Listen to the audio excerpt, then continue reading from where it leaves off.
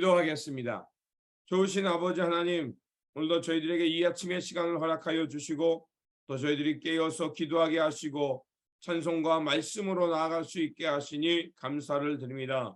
주님, 오늘도 우리에게 허락되신 이 말씀을 통해서 우리가 마땅히 선택해야 할 것을 깨닫게 하여 주시고 그리고 그것을 선택하며 오늘도 하나님의 나라, 하나님의 선한 역사를 향해 우리의 몸과 마음을 기울일 수 있는 시간이 되게 하여 주시옵소서.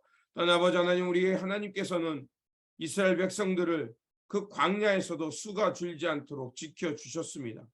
우리의 가까이 계신 주님, 그리고 우리의 삶을 인도하여 주시는 주님을 깨닫게 하여 주시고 주님의 그 세밀한 음성 가운데서 오늘도 주님께서 이루어가시는 선한 역사를 향해 함께하는 우리 모두가 되게 하여 주시옵소서. 우리 구주 예수 그리스도의 이름으로 기도드립니다. 아멘. 오늘 우리에게 주신 말씀은 민수기 27장, 본문 읽기는 27장 1절에서 11절입니다.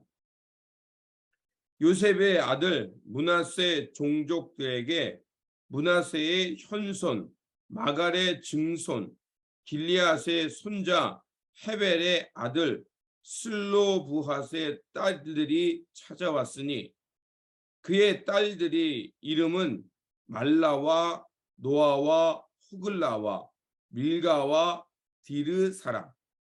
그들이 회막문에서 모세와 제사장 엘르아살과 지휘관들과 온 회중 앞에 서서 이르되 우리 아버지가 광야에서 죽었으나 여호와를 거슬러 모인 고라의 무리에 들지 아니하고 자기 죄로 죽었고 아들이 없나이다. 어찌하여 아들이 없다고 우리 아버지의 이름이 그의 종족 중에서 삭제되리이까? 우리 아버지의 형제 중에서 우리에게 기업을 주소서 하며 모세가 그 사연을 여호와께 아뢰니라. 여호와께서 모세에게 말씀하여 이르시되 슬로브와 딸들의 말이 옳으니 너는 반드시 그들의 아버지의 형제 중에서 그들에게 기업을 주어 받게 하되 그들의 아버지의 기업을 그들에게 돌릴지니라. 너는 이스라엘 자손에게 말하여 이르기를 사람이 죽고 아들이 없으면 그의 기업을 그의 딸에게 돌릴 것이요 딸도 없으면 그의 기업을 그의 형제에게 줄 것이요 형제도 없으면 그의 기업을 그의 아버지의 형제에게 줄 것이요 그의 아버지의 형제도 없으면 그의 기업을 가장 가까운 친족에게 주어 받게 할지니라 하고 나 여호와가 너 모세에게 명령한 대로 이스라엘 자손에게 판결의 규례가 되게 할지니라. 아멘. 오늘 본문 말씀은 므낫세 지파에 속한 슬로브핫의 딸에게 기업을 주라고 말씀하시는 말씀과 또 여호수아를 모세의 후계자로 세우는 말씀으로 되어 있습니다. 하나님께서는 슬로브핫의 딸이 자신에게도 상속권을 줄 것을 요구하자 이를 허락하십니다. 또 그 후에는 모세는 하나님께서 자신의 죽음이 이제 임박했다는 것을 알려주시자 이제 모세를 이어서 이스라엘 백성들을 이제 가나안 땅에 안전하게 이끌 수 있는 여호수아를 요청하게 되는 말씀입니다. 그리고 눈의 아들 여호수아가 모세의 후계자로 지명되고 그리고 모세는 온 회중에게 그를 안수하며 이스라엘의 지도자로 세우는 말씀이 바로 27장의 말씀입니다. 오늘 본문 그 므낫세 자손 중에 슬로브핫의 딸들이 땅의 상속을 요구합니다.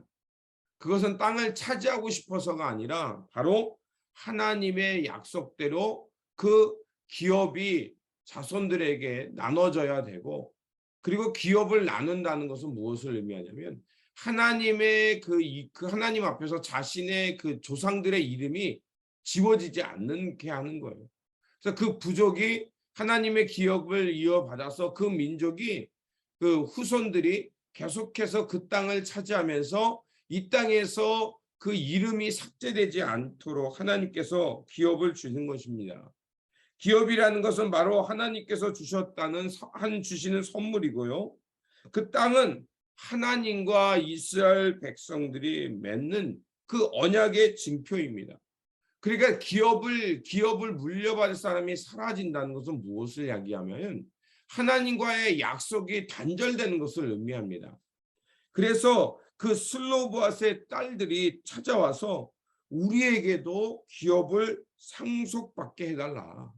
그렇게 해서 아들이 없어서 기업이 사라지지 않게 하시고 또 우리로 하여금 이렇게 땅의 기업을 받음을 통해서 우리가 아들을 낳거나 또 우리를 통해서 그 아들을 또 대가 이어지게 해서 결국 이 땅에서 우리 부족의 이름이 하나님 앞에서 사라지지 않도록 하게 해달라는 것을 부탁하는 것입니다.